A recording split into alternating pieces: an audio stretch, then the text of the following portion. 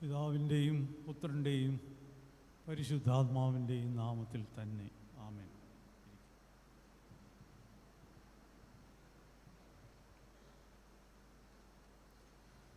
ദൈവ തിരുനാമത്തിന് മഹത്വം ഉണ്ടാകട്ടെ.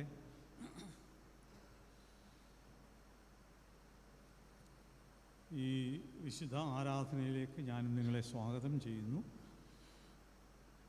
നമ്മുടെ ധ്യാനത്തിനായി വിശുദ്ധ യോഹന്നാൻ എഴുതിയ സുവിശേഷം 6-ാം അധ്യായം ഇന്ന് വായിച്ച വേദഭാഗത്തിൽ നിന്ന് 1-2 വാക്യങ്ങൾ വായിക്കുന്നു.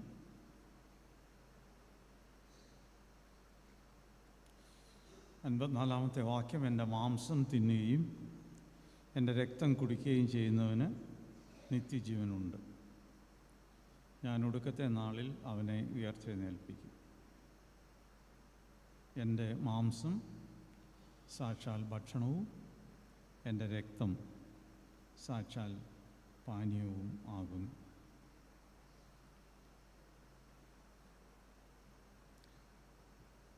ദൈവ തിരുനാമത്തിന് മഹത്വം. ഇന്ന് നമ്മളുടെ ധ്യാനം കേന്ദ്രീകരിച്ചിരിക്കുന്നത് വിശുദ്ധ സംസർഗം, ഹോളി കമ്മ്യൂണിയൻ, യൂക്കറിസ്റ്റ്. വളരെ പ്രധാനപ്പെട്ട, നമ്മുടെ വിശ്വാസത്തെ സാരമായി ബാധിക്കുന്ന, ആത്മീയ ജീവിതത്തിന് ഏറെ പ്രയോജനമായ ഒരു സാക്രമെന്റാണ്. വിശുദ്ധ സംസർഗത്തിൽ അതിൻ്റെ ആഴമായ ദൈവശാസ്ത്രത്തെക്കുറിച്ച് ഒന്നും ഞാൻ പറയാൻ ആഗ്രഹിക്കുന്നില്ല. മറിച്ച്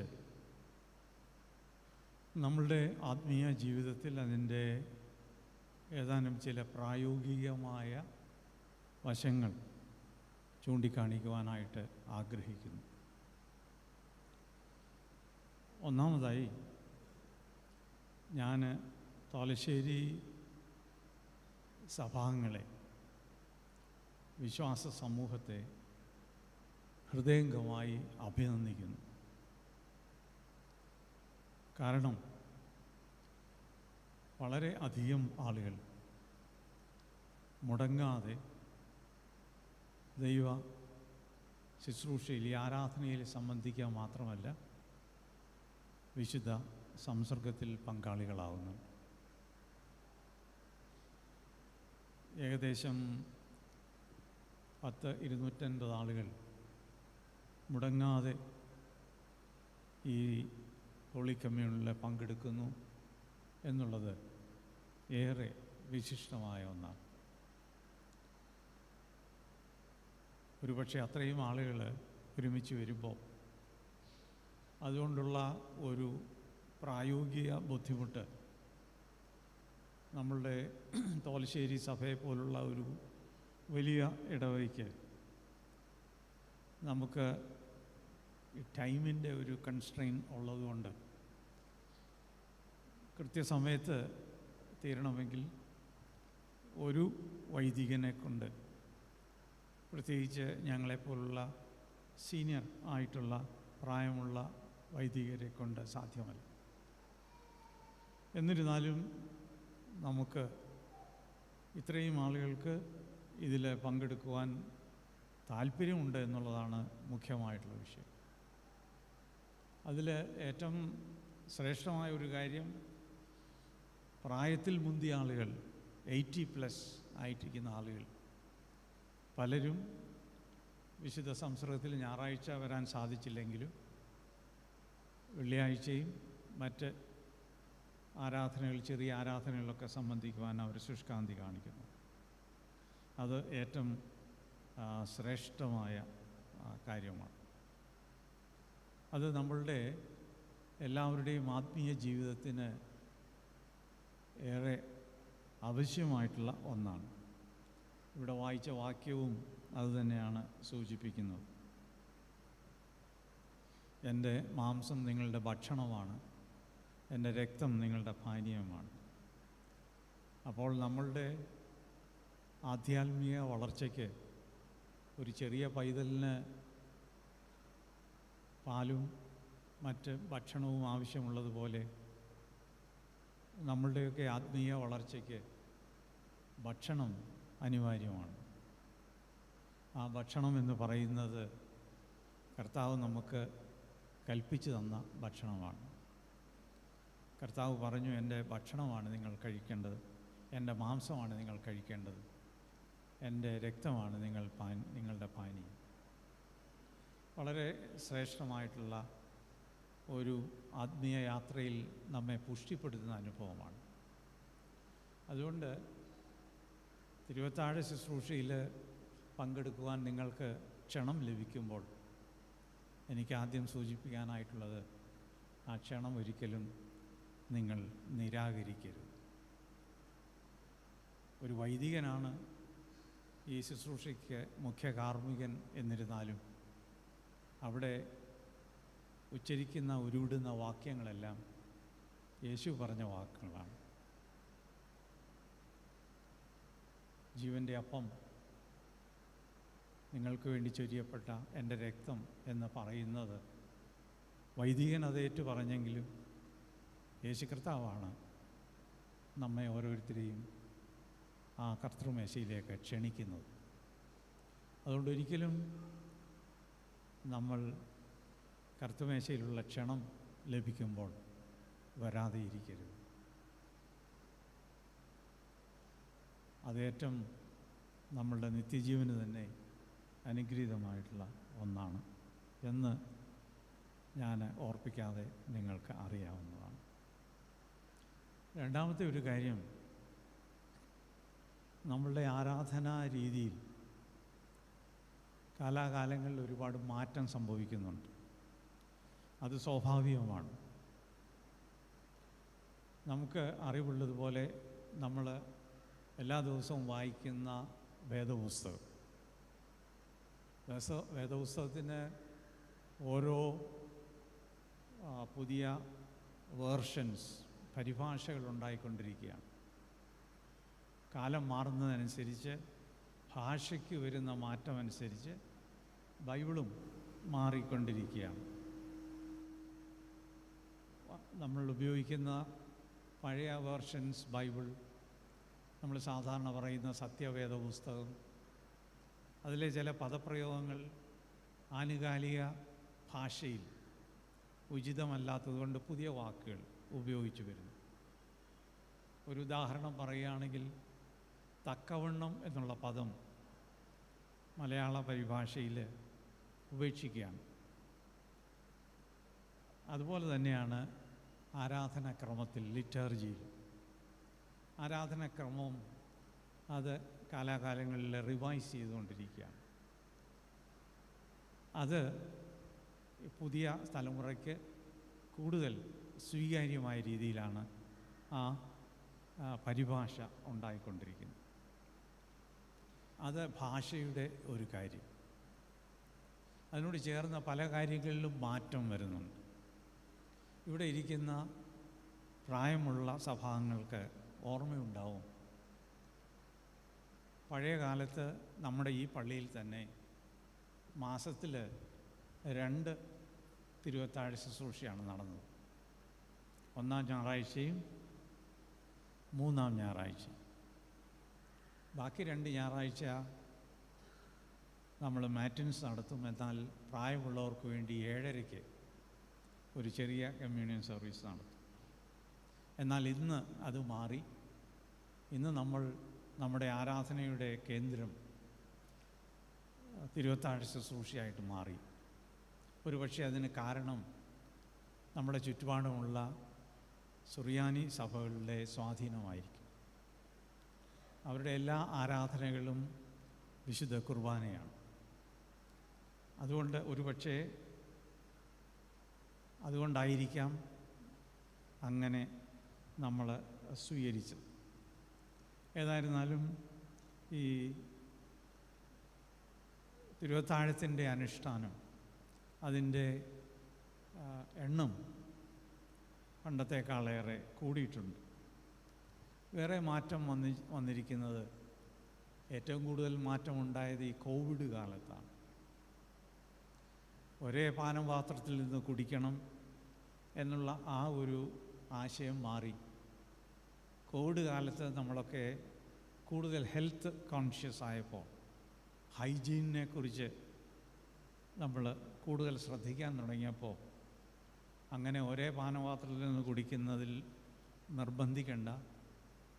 അതുകൊണ്ടാണ് നമ്മൾ ഇന്നും നമ്മുടെ ഈ പള്ളിയിലും ഇൻഡിവിജ്വൽ കപ്പുകൾ ഉപയോഗിക്കുന്നത്.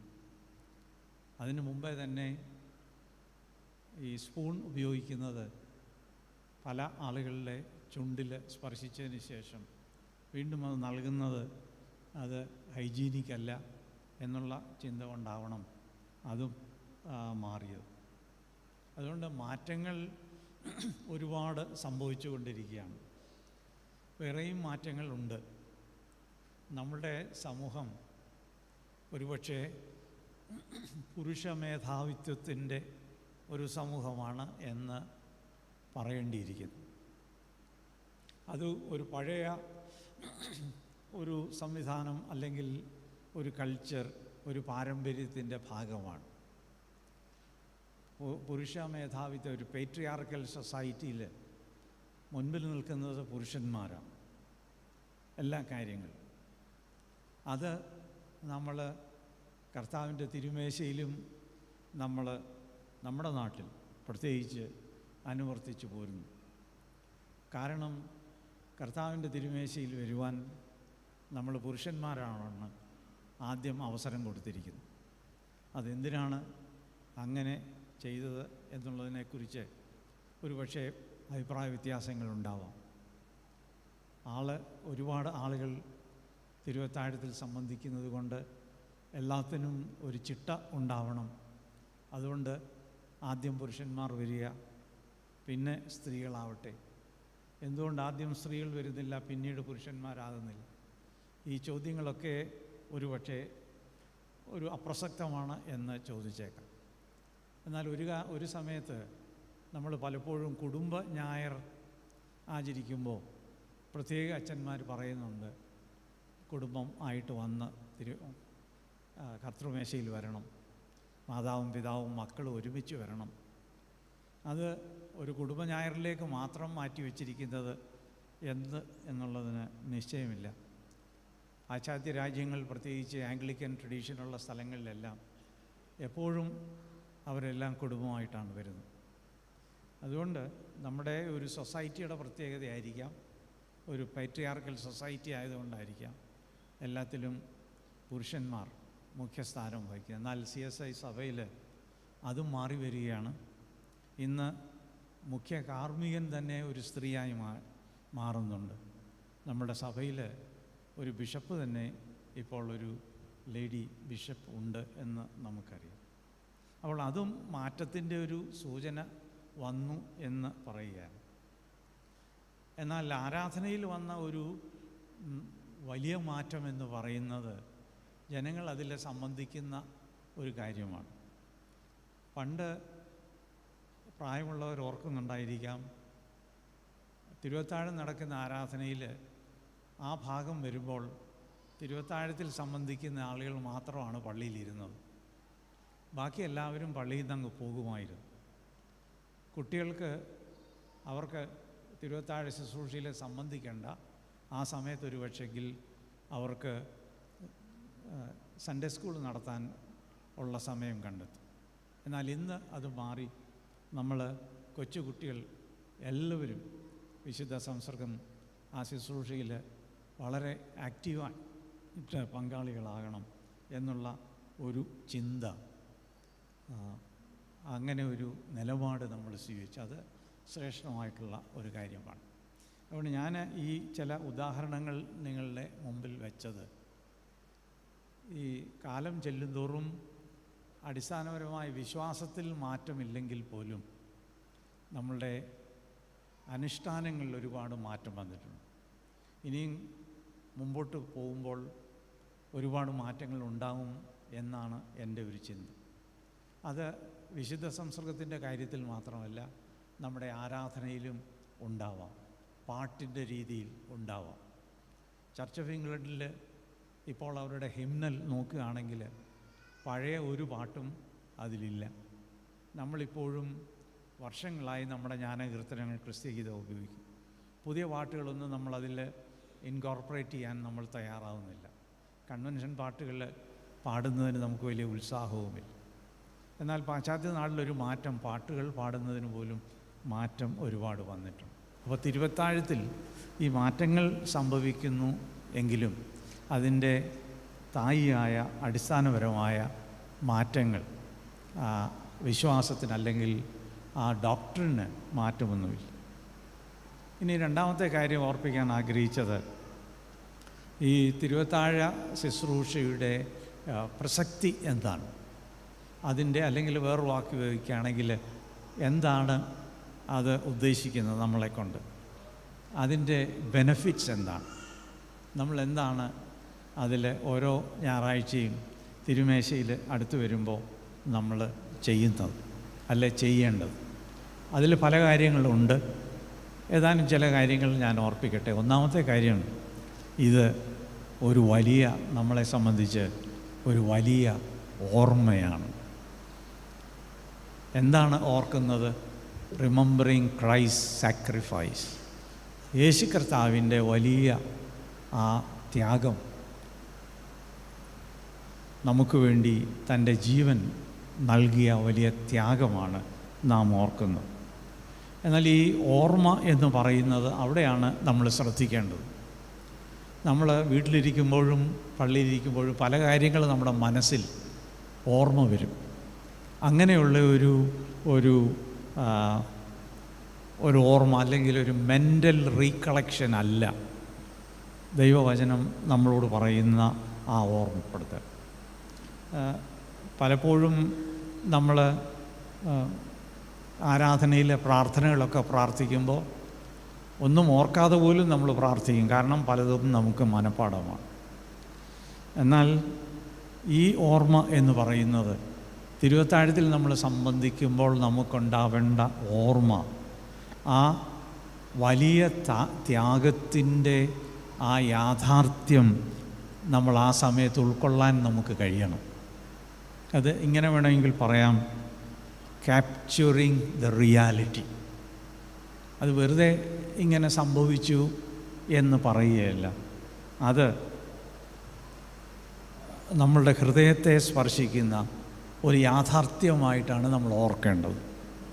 മറ്റു പല കാര്യങ്ങളും നമ്മൾക്ക് ഓർമ്മ വരുന്ന പോലെ ഓർക്കാനായിട്ടുള്ള ഒന്നല്ലത്.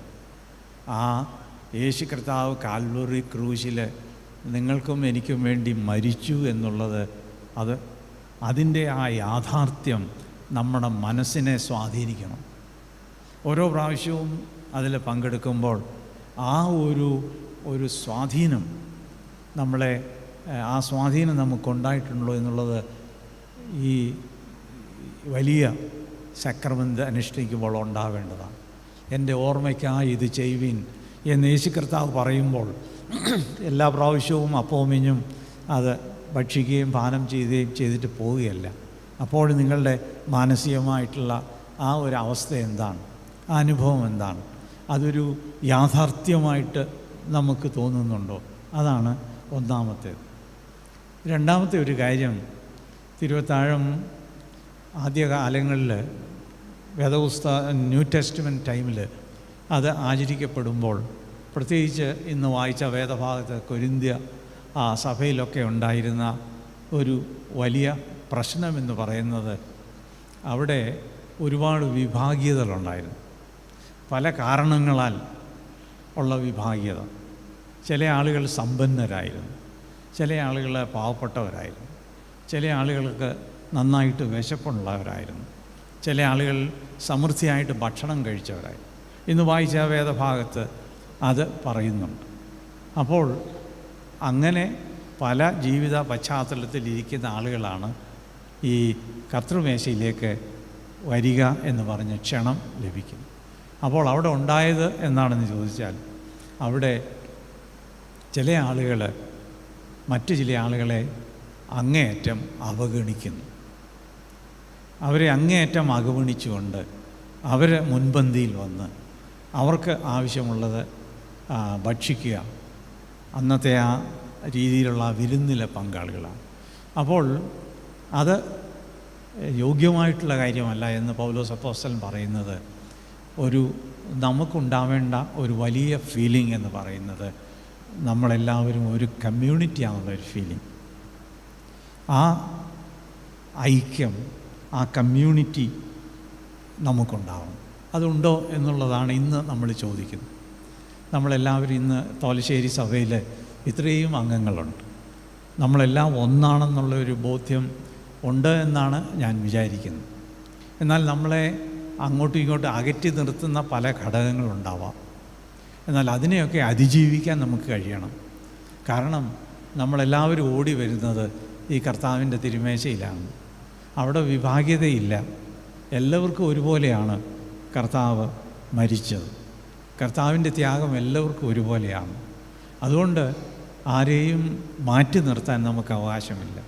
ഓരോ പ്രാവശ്യവും തിരുമേശയിൽ വന്ന് കർത്താവിൻ്റെ ശരീരവും രക്തവും ഭക്ഷിക്കുകയും പാനം ചെയ്യുകയും ചെയ്ത് കഴിയുമ്പോൾ നമ്മുടെ ആ കമ്മ്യൂണിറ്റി ഫീലിംഗ്, ആ യൂണിറ്റി, ആ ഐക്യം കൂടുതൽ ശക്തമാകണം. അതിന് നമുക്ക് ഇടയാകുന്നുണ്ടോ എന്ന് ചോദിക്കണം. നിർഭാഗ്യവശാൽ മുടങ്ങാതെ തിരുവത്താഴ് ശുശ്രൂഷ നടക്കുന്ന പല പള്ളികളിലും ഇന്ന് ലജ്ജാകരമായ രീതിയിൽ വിഭാഗീയത നിലനിൽക്കുകയാണ്. അതുകൊണ്ട് ഈ തിരുവത്താഴം നമ്മെ ഓർമ്മിപ്പിക്കുന്ന ഒരു അനുഭവം അല്ലെങ്കിൽ ഉണ്ടാവേണ്ട ഒന്ന് നമ്മുടെ ഇടയിലുള്ള ഐക്യമാണ്. We must grow in unity. ആ ഒരു കമ്മ്യൂണിറ്റി ഫീലിംഗ്, നമ്മളെല്ലാം ഒന്നാണെന്നുള്ളൊരു ചിന്ത നമുക്കുണ്ടാവണം. മൂന്നാമത്തെ ഒരു കാര്യം, നമ്മൾ ഏതെങ്കിലും ഒരു അനുഷ്ഠാനത്തിൽ വന്ന് പങ്കെടുത്തു, ചടങ്ങിൽ പങ്കെടുത്തു എന്നുള്ളതല്ല. ഇത് ഒരു ആരാധനയാണ് എന്നുള്ളത് നമ്മൾ പലപ്പോഴും മറന്നുപോകുന്നു. അതുകൊണ്ട് ആ ആരാധനയിൽ നമ്മൾ പങ്കെടുക്കുമ്പോൾ അതിലേറ്റവും മുഖ്യമായിട്ടുള്ള ഒരു ഘടകം താങ്ക്സ് ഗിവിങ് ആണ്. താങ്ക്സ് ഗിവിങ് എന്ന് പറയുന്നത് കർത്താവ് എൻ്റെ പാപത്തിന് അതിൻ്റെ ശിക്ഷ കർത്താവ് ഏറ്റുവാങ്ങി. കർത്താവ് ഏറ്റുവാങ്ങിയപ്പോൾ നമുക്കൊരു ഉപകാരം ചെയ്താൽ നമ്മൾ ഗ്രേറ്റ്ഫുൾ, നന്ദിയുള്ളവരായിരിക്കണ്ടേ. അതിലെത്രയോ ഉപരിയാണ് ആ നിത്യ നരകത്തിൽ നിന്ന് കർത്താവ് നമ്മളെ മോചിപ്പിച്ച് ആ നിത്യമായിട്ടുള്ള രക്ഷ നമുക്ക് തന്നു. അപ്പോൾ എത്രയധികം നമ്മൾ കർത്താവിനോട് നന്ദിയുള്ളവർ. അതുകൊണ്ട് ഓരോ പ്രാവശ്യവും കർത്താവിൻ്റെ തിരുമേശയിൽ അടുത്ത് വരുമ്പോൾ നമ്മൾ മനഃപൂർവ്വമായി അവനെ ആരാധിക്കുമ്പോൾ നമ്മൾ പറയേണ്ടത് കർത്താവേ നന്ദി, നന്ദി എന്ന് പറയുന്നത് നമ്മുടെ ഹൃദയത്തിൻ്റെ ആഴത്തിൽ നിന്ന് ആ കർത്താവിനോടുള്ള ആരാധനയായിട്ട് നമ്മൾ മാറ്റണം. അങ്ങനെ എത്രമാത്രം ആത്മാർത്ഥമായിട്ടുള്ള ആ ഒരു നന്ദി പ്രകാശിപ്പിക്കാൻ നമുക്ക് കഴിയുന്നുണ്ട് എന്നുള്ളത് നമ്മൾ ഓർക്കണം. പലപ്പോഴും നാട്ടിലൊരു ചൊല്ലുണ്ടല്ലോ, ഫെമിലിയാരിറ്റി ബ്രീഡ്സ് കണ്ടംപ്റ്റ്. അത് പല കാര്യങ്ങളും നമുക്ക് പരിചിതമാണ്, അത് ഒരുപാട് പരിചിതമാണ്. ഒരുപാട് പരിചയമുള്ള ഒന്നാകുമ്പോൾ നമ്മളതിൻ്റെ ഗൗരവം വേണ്ടത്ര കൊടുക്കാറില്ല. ഒരുപക്ഷെ കമ്മ്യൂണിയൻ സർവീസിലും ഒരുപക്ഷെ അങ്ങനെ ഉണ്ടാവാൻ ഉള്ള സാധ്യതയുണ്ട്. അതുകൊണ്ട് ഓരോ പ്രാവശ്യവും കർത്താവിൻ്റെ തിരുമേശയിലെടുത്ത് വരുമ്പോൾ കർത്താവേ നന്ദി എന്ന് പറയുവാൻ നമുക്ക് കഴിയണം. നാലാമതൊരു കാര്യം, ഈ തിരുവത്താഴം എന്ന് പറയുന്നത് ഒരു വലിയ ഉടമ്പടിയാണ്. ഇന്ന് പഴയ നിയമ ഭാഗമായിട്ട് വായിച്ച ആ വേദഭാഗം നിങ്ങൾ ശ്രദ്ധിച്ചിരിക്കും. അവിടെയാണ് ആദ്യമായിട്ട് പെസഹ ആരംഭം കുറിക്കുന്നത്. അവരോട് പറഞ്ഞു, നിങ്ങൾ ഭക്ഷണം കഴിക്കണം, നമ്മൾ ഭക്ഷണം കഴിച്ച് തയ്യാറാവണം. ഓരോ കുടുംബവും ഓരോ ആട്ടിൻകുട്ടി എടുത്ത് യാഗം കഴിക്കണം, അതിൻ്റെ മാംസം ചുടണം, അത് കഴിക്കണം. ഇത് യഹോവയായ ദൈവം പറയുകയാണ്, ഇത് നിങ്ങളുടെ പെസഹ ആകും. അതാണ് ആദ്യത്തെ ഉടമ്പടി. അതേ ഉടമ്പടിയുടെ തുടർച്ചയാണ് യേശു കർത്താവ് അന്ത്യ അത്താഴത്തിൽ നടത്തിയത്. എന്നാൽ അവിടെ അതിനൊരു പുതിയ അർത്ഥം യേശു കർത്താവ് കൊടുത്തു. യേശു കർത്താവ് അവരോട് പറഞ്ഞു, ഇത് അന്നുണ്ടായിരുന്ന ഒരു ഉടമ്പടിയല്ല, ഇതൊരു പുതിയ ഉടമ്പടിയാണ്. ഇത് ഒരു ന്യൂ കവനൻറ്റ്.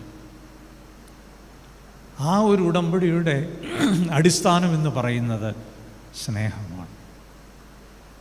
സ്നേഹമാണ്. നിങ്ങൾ തമ്മിൽ സ്നേഹിപ്പിൻ. നമ്മൾ എല്ലാവരും ആ ഉടമ്പടിയുടെ ഭാഗമാണ്. അപ്പോൾ നമുക്ക് കർത്താവിൻ്റെ തിരുമേശയിലടുത്ത് വന്നിട്ട് നമുക്ക് സ്നേഹിക്കാതിരിക്കാൻ എങ്ങനെ കഴിയും? സ്നേഹിക്കണ്ടേ നമ്മളെല്ലാവരും? നമ്മുടെ കുടുംബാംഗങ്ങളെ മാത്രമല്ല, നമുക്ക് ചുറ്റുപാടുമുള്ള എല്ലാവരെയും, പ്രത്യേകിച്ച് നമ്മുടെ കമ്മ്യൂണിറ്റിയുള്ളവരെയും ഒക്കെ സ്നേഹിക്കാൻ നമുക്ക് കഴിയണം.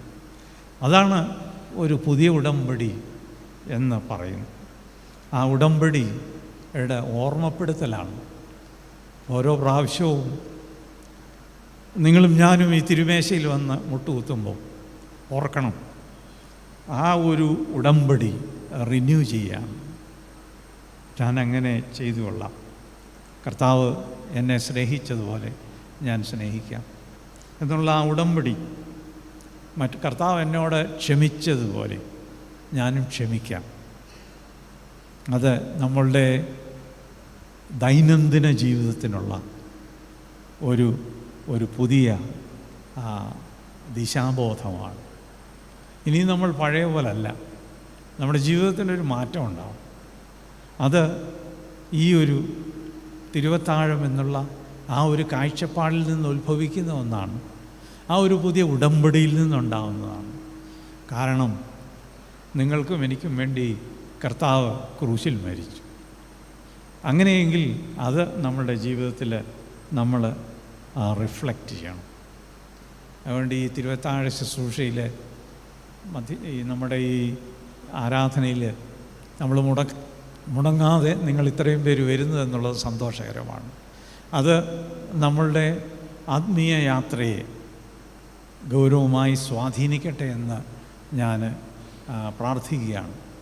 കാരണം ഇത് നമുക്ക് അർഹിക്കാത്ത ദൈവകൃപയാണ്. ഇന്ന് നമുക്ക് തിരുസന്നിധിയിൽ വരാൻ ലഭിക്കുന്ന അവസരം അത് വലിയ ഗ്രേസാണ്, ദൈവത്തിൻ്റെ കൃപ.